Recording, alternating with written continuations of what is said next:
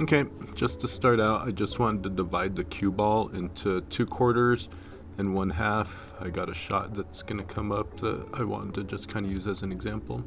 And then here, we see this all the time with the pros making these carom shots, so I thought I'd show you. So we're just going to make sure we're glancing off of that 1 ball, so it kind of cuts into that 9 ball.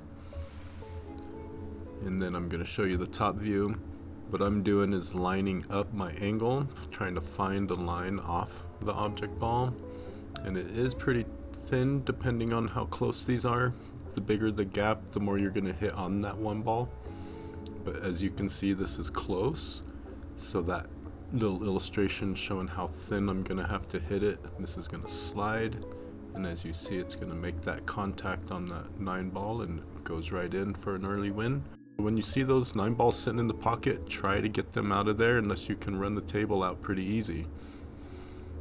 These are pretty basic, so I just think it's important that you know how to run this. It's just straight center cue ball. We're going to make a flush contact right there, and as it releases, it's just going to follow a natural line. So I'm going to show you from here on top view. Quick example. We're going to make sure we're not hitting it too hard, but we need to get some separation.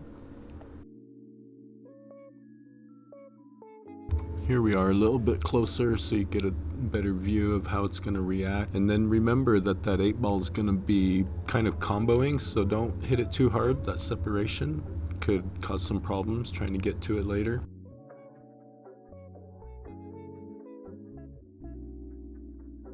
And as you can see, it's just slowly rolling out kind of toward the side pocket. Just make that 9 ball, get to the 8, and there you go.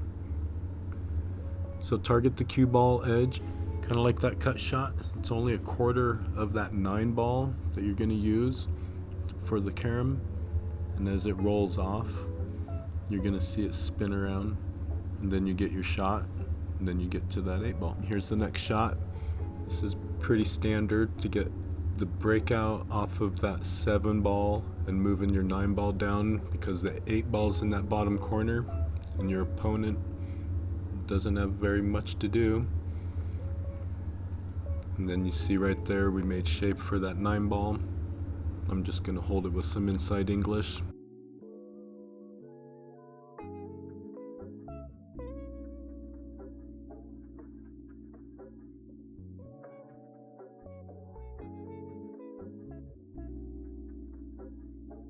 And then here we go from first person view, kind of give you an idea. I didn't really hit it too hard, just center cue ball. Let everything else kind of run its own course. Then I thought I'd show you how I held that cue ball. So we cannot put center cue ball on this, or we're not trying to cut that 9 ball into the pocket, because we got to get back around to that 8 ball on the side. The cue ball target point is about where that arrow is. We're almost going to hit it flush, and then we're going to put some backspin, so low right outside English, and that's away from our target ball. You can see it spin backing out. We got past our obstacle for that 8 ball that's in the side pocket. And you can see our tangent line with the stripe right there. And that's just the top view for you. And then you got that 8 ball nice and easy. Okay, well, I understand that these do kind of go fast sometimes, but you can always go back, pause it, set it up so you can see it on your own table. And if you ever have any questions, please ask, because I'm here to help. And remember that these are just ways to help us get through our game a little easier when it looks a little difficult.